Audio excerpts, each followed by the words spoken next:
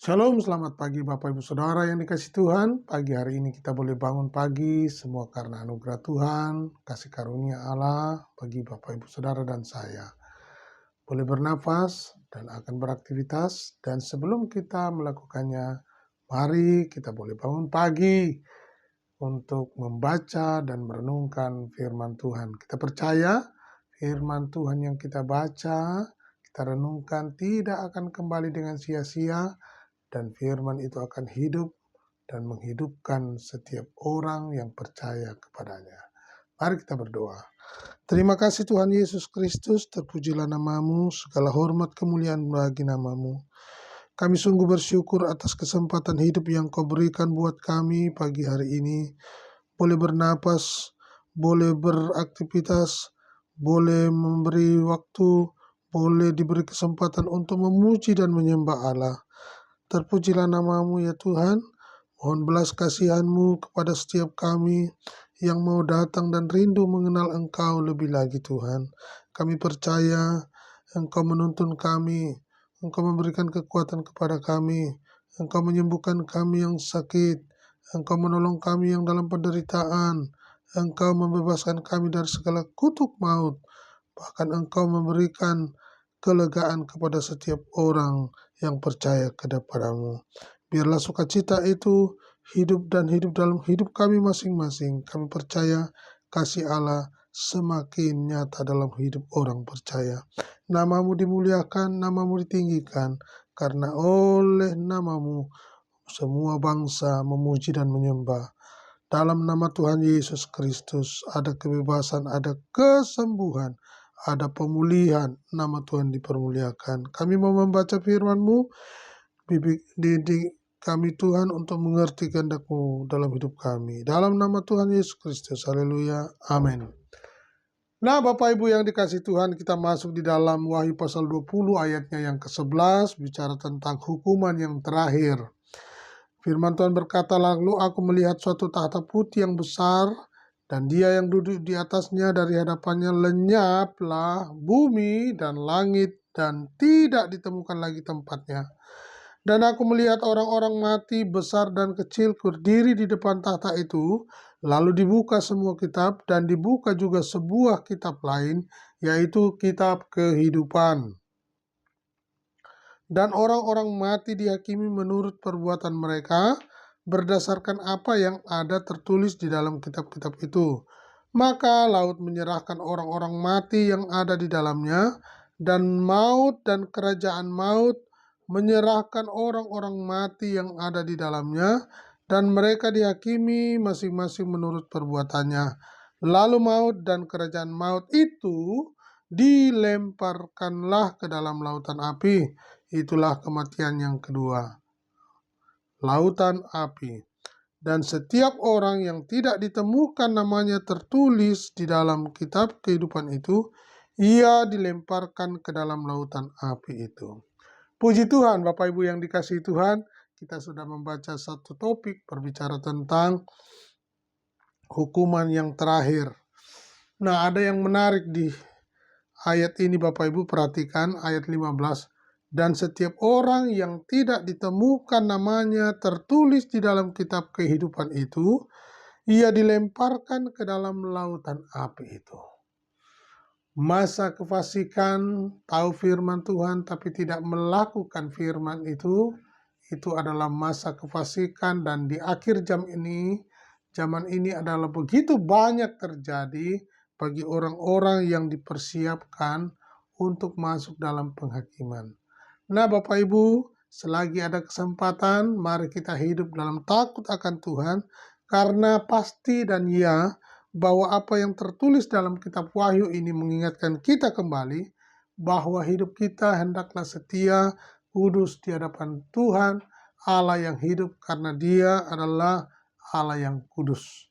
Nah Bapak Ibu yang dikasih Tuhan, ada beberapa poin yang perlu kita ketahui, dan perlu kita ketahui bersama bahwa bicara tentang lautan api, bicara tentang penderitaan, bicara tentang kesesakan. Kita baca dalam Roma 2 ayat 9 berkata, penderitaan dan kesesakan akan menimpa setiap orang yang hidup dan yang berbuat jahat. Pertama-tama orang Yahudi dan juga orang Yunani. Juga lautan api berbicara tentang ratap dan kertak gigi. Di dalam Matius pasal 22 ayat 13 berkata, "Lalu kata raja itu kepada hamba-hambanya, ikatlah kaki dan tangannya, dan campakkanlah orang itu ke dalam kegelapan yang paling gelap. Yang paling gelap, di sanalah akan terdapat ratap dan kertak gigi." Ayat 30 berkata, "Dan campakkanlah hamba yang tidak berguna itu ke dalam kegelapan yang paling gelap, di sanalah akan terdapat ratap dan kertak gigi." Jadi yang menjadi poin adalah selama kita hidup diharapkan untuk berguna. Karena kalau tidak ada guna, inilah tempatnya. Dan campakkanlah hamba yang tidak berguna itu ke dalam kegelapan yang paling gelap. Marilah kita hidup paling tidak punya guna dan berguna bagi banyak orang. Sampaikan kabar baik, beritakan Injil. Itu ada guna. Mari kita lakukan dengan ketulusan dan kesucian hidup. Mari kita kerjakan dengan penuh sukacita. Karena kerjakan keselamatan yang daripada Allah, biar semakin nyata dalam hidup kita. Kita percaya firman Allah tidak akan kembali dengan sia-sia. Mari kita berlumba-lumba untuk mengerjakan apa yang Tuhan Allah mau dalam hidup kita. Bapak Ibu yang dikasihi oleh Allah, lautan api ini juga mengajarkan kepada kita tentang kebinasaan selama-lamanya. Di dalam 2 Tesalonika 1 ayat 9 berkata, "Mereka ini akan menjalani hukuman kebinasaan selama-lamanya, dijauhkan dari hadirat Tuhan dan dari kemuliaan kekuatannya." Itu bicara tentang lautan api, penyiksaan, penderitaan, kesesakan, kertak gigi, kebinasaan selama-lamanya, dapur api. Ya Bapak Ibu, tempat yang gelap, tempat yang penuh dengan kertak gigi seperti yang Alkitab katakan ini. Kepada siapakah dicatatkan itu? Kepada semua orang. Nah, pilihannya orang yang terpilih, terpanggil, dan yang ketiga setia. Pilih itu Tuhan sudah pilih. Terpanggil Tuhan sudah kasih panggil.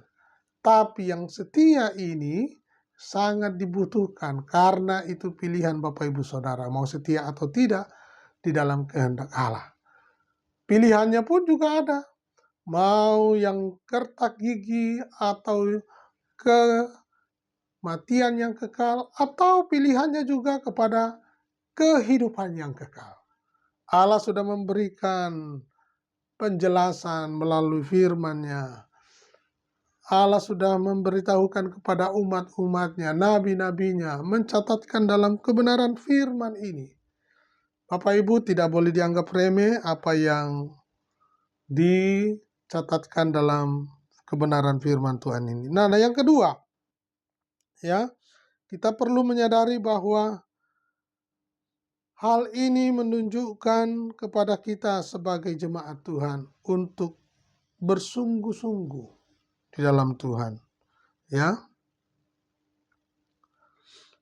Seperti yang dilakukan oleh Rasul Paulus, bahwa dia melakukannya dengan rendah hati untuk melayani Tuhan, ya, dengan tetesan air mata, ya, dalam pelayanan mencucurkan air mata dan banyak mengalami pencobaan. Jadi dalam melakukan apa yang menjadi kehendak Tuhan bukan berarti tidak ada tantangan.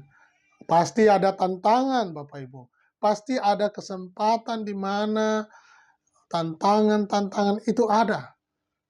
Peluang-peluang itu ada. Tetapi kita yang di dalam Tuhan diberi kekuatan oleh Tuhan. Dan yang ketiga, mengenai hukuman kekal untuk orang fasik dan kehidupan kekal untuk orang yang percaya. Biarlah kita hari ini untuk semakin sungguh-sungguh sampaikan kabar baik. Mari kita berlumba-lumba sampaikan kabar baik, karena kabar baik Melalui media sosial, semua orang boleh mendengar. Semua orang boleh mendengar. Pilihan mau terima atau tidak.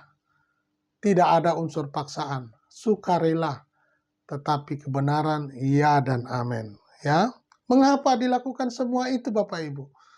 Ya, firman Tuhan berkata, karena begitu besar kasih Allah akan dunia ini, sehingga ia telah mengaruniakan anaknya yang tunggal, supaya setiap orang yang percaya kepadanya tidak binasa, melainkan beroleh hidup yang kekal. Biarlah pagi hari ini kita berlumba-lumba sampaikan kabar baik. Pilihannya dua, mau kematian yang kekal atau mau kehidupan yang kekal. Pilihan ada Bapak Ibu. Tuhan Yesus memberkati.